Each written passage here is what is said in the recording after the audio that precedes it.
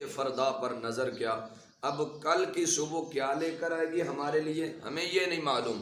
تو جب آج کا وقت ہماری زندگی میں ہے تو اقبال کہتے ہیں اسی کے اندر اعمال کی صورت میں، نیکیوں کی صورت میں کلیاں اور پھول کھلاؤ آج کے وقت کے اندر۔ آگے فرماتے ہیں فراغت دے اسے کار جہاں سے، بڑی توجہ سے یہ جملے سنیے گا اقبال کے، کہ چھوٹے ہر نفس کے امتحان سے، ہوا پیری سے شیطان کہنا اندیش، کہ گناہ تازہ تر لائے کہاں سے۔ اقبال کہتا ہے یا مالک و مولا، یہ شیطان بھی جو ہے نا وہ دنیا کو گمراہ کر کے تو اب ایسے لگتا ہے جیسے تھک چکا ہے۔ شیطان دنیا کو گمراہ کر کے جب سے حضرت آدم علیہ السلام سے ٹکر لی تب سے لے کر اب تک تیرے بندوں کو گمراہ کر رہا ہے۔ اب مجھے لگتا ہے کہ یہ تھک گیا، اب مجھے لگتا ہے کہ اس کے پاس نئے گناہ کوئی نہیں۔ تو اقبال کہتا پھر نئے گناہ کون سے ہیں اور کون کرواتا ہے؟ ساتھ ہی فرمایا کہ ہوا پیری سے شیطان کہنا اندیش، اس کی سوچ پرانی ہے، شیطان پرانا ہے نا، پرانا ہے، مردود مرجوم، اللہ کی رحمت سے دور کیا ہوا، رب کی جنت سے نکالا ہوا، تو یہ پرانا ہے۔ تو اقبال کہتا ہے یہ پرانی سوچ کا مالک ہے۔ اب یہ شیطان جو نئے دور پیدا ہو رہے ہیں، جو نئے لوگ پیدا ہو رہے ہیں، جو نئی سوچیں پیدا ہو رہی ہیں، مراد ہے مغربی تہذیب، انگریز کی سوچ اور فکر۔ اقبال کہتا ہے انگریز شیطان سے بھی، ہمیں ایسا لگتا ہے کہ انگریز اور مغربی تہذیب شیطان سے بھی آگے جا رہی ہے۔ شیطان تو پرانی چیز ہے اور یہ پرانے مشورے دیا کرتا ہے، پرانے گناہ کرواتا ہے، لیکن اب تو زمانہ ترقی کر گیا، اب تو ایسے گناہ ہوتے ہیں اور انگریز کرواتا ہے کہ جو انسان کی سوچ بھی نہیں سکتی۔ ہاں جی، وہاں پر جو ہے نا وہ انسان کا وہم و گمان بھی مسلمان کا نہیں آ سکتا، تو لہٰذا یہ بڑھاپے کی وجہ سے بوڑھا ہو چکا ہے، مطلب یہ پرانی سوچ کا مالک ہو چکا ہے بڑھاپے کی وجہ سے۔ شیطان وہ حضرت آدم علیہ السلام کے دور سے مطلب اس کی زندگی کا آغاز ہوا، اس سے بھی پہلے کا، ہاں جی پتہ نہیں کتنے سال اور کتنی صدیاں پہلے کا پیدا کیا گیا، تو یہ اب بوڑھا ہو چکا ہے، اب اس کی سوچ پرانی ہے۔ کیوں؟ گناہ تازہ تر لائے کہاں سے، اب یہ نئے گناہ کہاں سے لے کر آئے؟ اب تو انسان خود گناہوں کا پتلا بن چکا ہے۔ اصل مقصود یہ اقبال کہتا ہے اب تو شیطان کو گناہ کروانے کی ضرورت ہی نہیں، اب تو اس کا اندر نفس جو ہے وہ گناہوں کا مرکز بن چکا ہے۔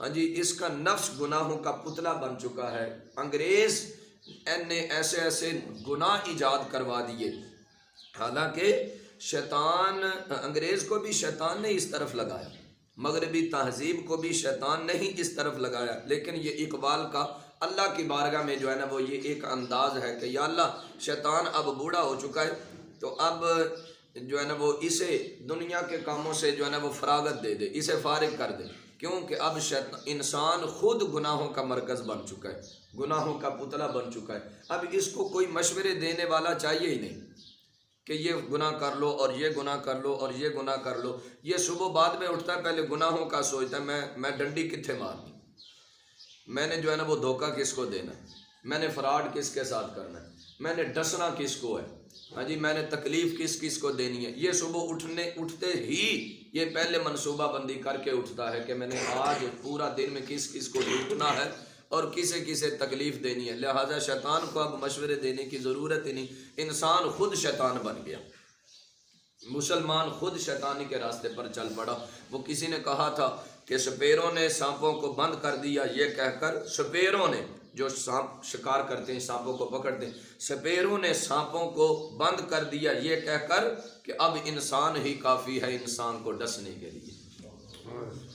ہاں جی، اب جو شیطان کی تو ضرورت حاجت ہی نہیں، سانپوں کی ضرورت ہی نہیں، پہلے جو ہے نا وہ جگہ سے سانپ نکلا کرتے تھے، ہاں جی آپ بھی دیکھتے تھے میں بھی دیکھتا تھا کہ جگہ سے شیطان جو ہے نا وہ سانپ نکل آتے، کبھی گھر کی کسی کھڈ سے نکل آتے، کبھی کہیں سے نکل آتے۔ آج جو ہے نا وہ 10 سال گزر جاتے ہیں سانپ نظر ہی نہیں آتے، ہاں جی پورا سال گزر جاتا سانپ نظر ہی نہیں آتا، پہلے ہر جگہ سے کہیں نہ کہیں سے نکل آتے۔ اس کی وجہ شاید یہی ہے کہ اب تو انسان خود شیطان بن چکا ہے، انسان خود ڈستا ہے دوسرے انسان کو، اور وہ بھی सगे मुसलमान भाई को, हमसाए को, करीबी को, किसी को नहीं छोड़ता। तो अब सांपों की क्या ज़रूरत है? हाँ जी, अब जो है ना वो डसने वाले सांपों की ज़रूरत नहीं, अब इंसान खुद डसने वाला बन गया। आगे फरमाते हैं, दगर गूं आलमे शामो सहर कर, जहाने खुश्को तर ज़ेरो ज़बर कर, रहे तेरी खुदाई दाग से पाक, मेरे बेज़ौक़ सजदों से हज़र कर। अल्लाह अल्लाह। इकबाल कहता है, या मालिक मौला, दिखलावा, रियाकारी इतनी आ चुकी है, गुरूर, तकब्बुर इतना आ चुका है कि अब तो हम दुआ करते हैं, या अल्लाह ये दुनिया पलट दे, रात को दिन कर दे और दिन को रात कर दे, जहान खुश को तर ज़ेरो ज़बर कर, जो कुछ भी है इसको सबको ख़त्म कर दे, नया जहान पैदा कर दे, कोई नई दुनिया पैदा कर फरमा। उसकी वजह क्या है?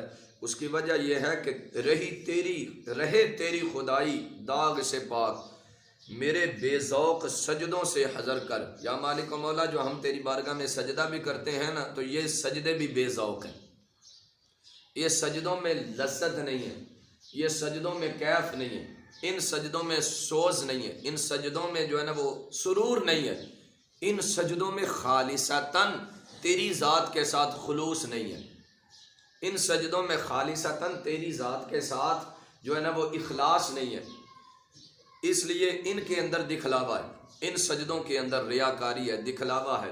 हाँ जी, जो भी हम इबादत करते हैं उनके अंदर पहले रियाकारी पहले आ जाती है, दिखलावा पहले आ जाता है, और खुशामद पसंद, हाँ जी, खुद पसंदी और खुशामद पसंदी ये चीज़ें पहले आ जाती हैं। हाँ जी, और चुदराहटें पहले आ जाती हैं। या मालिक व मौला, ये बेज़ौक़ सजदे तूने क्या करने हैं? हाँ जी, तुझे इन सजदों की क्या ज़रूरत है जिनके अंदर लज्जत ही नहीं है, कैफ ही नहीं है, तेरी मोहब्बत ही नहीं, तेरी ज़ात के साथ सच्चाई नहीं है, तेरी ज़ात के साथ खुलूस लिल्लाहियत ही नहीं है, तेरी रज़ा मकसूद ही नहीं है। हम तो लोगों को राज़ी करने के पीछे पड़े हुए हैं कि फ़लाँ बंदा राज़ी हो जाए या फ़लाँ राज़ी हो जाए। हाँ जी, हम तो तुझे राज़ी करने के दर पे होते ही नहीं है, तो फिर ऐसे सजदों की क्या तुझे क्या ज़रूरत है? इसलिए हमें भी पलट दे, ये दुनिया भी पलट दे, ये निज़ाम कायनात ही उलट पलट कर दे, और ऐसे बंदे पैदा फरमा, ऐसी मखलूक पैदा फरमा जो तेरी रज़ा के लिए तेरी बारगाह में सजदे करे। अल्लाह अल्लाह। इकबाल ने बड़ी प्यारी बात की कि हमें ये पैगाम भी दिया कि अपने सजदों के अंदर खुलूस पैदा करें, अपने सजदों में ज़ौक़ पैदा करें, अपने सजदों में जो है ना वो रियाकारी से पाक हो जाएं। हाँ जी, वरना अगर ये बेज़ौक़ सजदे रहे रियाकारी वाले तो कहेंगे, इकबाल कहते हैं, या अल्लाह ये तो तेरी खुदाई पर भी दाग है, ये तो बेज़ौक़ सजदे, ये तो तेरी खुदाई पर भी दाग है, हमारे सजदों की वजह से तेरी खुदाई पर दब्बा आता है, हमारे ऐसे बेज़ौक़ और बेकैफ़े बेसुरूर सजदे की वजह से तेरी खुदाई पर भी दाग और दब्बा आता है। अल्लाह अकबर। तो हाँ, इसलिए ये जहान पलट दे और ऐसे लोग पैदा फरमा जो खालिसतन तेरी रज़ा के लिए तेरी बारगाह में झुके। और चौथे शेर के अंदर आखिरी एक और पैगाम इकबाल देते हैं, कहते गरीबी में हूँ महसूद अमीरी, कि गैरतमंद है मेरी फ़कीरी। गरीबी में हूँ महसूद अमीरी, कि गैरतमंद है मेरी फ़कीरी। इकबाल कहता है, मैं हूँ पैसे के एतबार से तो मैं गरीब हूँ, मेरे पास बहुत ज़्यादा मालो दौलत, बहुत ज़्यादा ज़मीन कारोबार कुछ नहीं है, लेकिन मैं इतना गरीब होने के बावजूद भी इस कदर शान रखता हूँ कि बड़े बड़े अमीर मेरा मुकाम देख के जल जाते हैं। मैं गुर्बत के अंदर भी, पैसा कोई नहीं, दौलत कोई नहीं, कारोबार कोई नहीं, हाँ जी, इतना मतलब लंबा चौड़ा सिलसिला नहीं है, ज़मीन कारोबार नहीं है, लेकिन इसके बावजूद गुर्बत के अंदर भी मैं इस कदर इज़्ज़त, वक़ार और शान का मालिक हूँ कि बड़े बड़े अमीरों की गर्दनें झुक जाती हैं और जल सड़ जाते हैं। क्यों? कि गैरतमंद है मेरी फ़कीरी। इकबाल कहता है कि मैं जिस किस्म का फ़कीर हूँ ना, वो फ़कीरी कुछ किसी और लाइन की है, वो किसी और अंदाज की है। हाँ जी, लोग फ़कीर बनते हैं पैसा ना होने की वजह से, दौलत ना होने की वजह से फ़कीर बनते हैं, लेकिन मैं गैरतमंद है मेरी फ़कीरी, यानी मेरे अंदर मेरे पास पैसा नहीं है, इसके बावजूद भी मेरे अंदर खुददारी की सिफत मौजूद है, गैरतमंदी की सिफत मौजूद है। इस गैरतमंदी और खुददारी की वजह से बड़े बड़े लोग मेरे ऊपर हसद करने लग पड़ते हैं और जल जाते हैं। और साथ ही आगे फरमाते हैं, हज़र इस फ़क्र उस फ़क्र दुर्वेशी से जिसने मुसलमान को सिखा दी सर बज़ेरी। اقبال کہتے ہیں فقیری دو قسم کی ہے، ایک وہ فقیری جسے مطلب مال و دولت کا نہ ہونا، تنگ دستی کا ہونا، فقر و فاقہ کا ہونا، اسے بھی فقیری کہا جاتا ہے، اور ایک فقیری درویشی لائن والی اللہ والوں کی۔ ہاں جی، وہ کسی نے کہا تھا کہ کسی قلندر کے دروازے پر سکندر آیا، تو آ کر اس نے دروازہ کھٹکھٹایا تو آپ نے فرمایا من، دروازے اندر سے بزرگ بولے جو اصل درویش تھے، فقیر تھے، اللہ کی بارگاہ کے، ہاں جی، دنیا سے بے نیاز ہو کر بیٹھے ہوئے تھے اور صرف اللہ کی ذات سے لو لگا کے بیٹھے ہوئے تھے، تو وہ فرمانے لگے کون؟ اس نے کہا انا سکندر، میں سکندر ہوں، وقت کا بادشاہ ہوں۔ تو وہ بزرگ آگے سے فرمانے لگے انت سکندر و انا قلندر، انت سکندر و انا قلندر، تو سکندر ہے میں قلندر ہوں۔ وہ کہنے لگا مل فرق بین سکندر و قلندر، سکندر اور قلندر میں فرق کیا ہے؟ تو بزرگ فرمانے لگے سکندر مٹ جائے تو کچھ بھی نہیں رہتا، سکندر ختم ہو جائے، مٹ جائے تو کچھ بھی نہیں رہتا، اور قلندر وہ ہے جو مٹ جائے تو پھر بقا حاصل کر جاتا ہے، ہمیشہ کے لیے نام کما جاتا ہے۔ جو اللہ کی بارگاہ کا فقیر بن جاتا ہے تو اسے ہمیشہ کی عزتیں ملتی ہیں۔ اقبال یہ کہتا ہے میں اللہ کی بارگاہ کا درویش اور فقیر بن کے بیٹھا ہوا ہوں، اس لیے بڑے بڑوں کی گردنیں میرے سامنے جھک جاتی ہیں۔ اللہ تعالیٰ ایسی فقیری عطا فرمائے۔ مال و دولت کی جو فقیری ہے یہ تو آنے جانے والی چیز ہے، لیکن اقبال کہتا ہے اصل فقیری یہ ہے اللہ کی بارگاہ کی سے جو ہے نا وہ باقی دنیا سے بے نیاز ہو کر اللہ کی ذات سے لو لگا کے بیٹھ جانا۔ اللہ تعالیٰ اپنے پیارے حبیب علیہ الصلوۃ والسلام کی سچی غلامی عطا فرمائے، اور ان بزرگوں کے نقش قدم پر اور ان کی نصیحتوں پر اور وصیتوں پر عمل کی توفیق عطا فرمائے۔ صلاۃ والسلام علیک یا سیدی یا رسول اللہ۔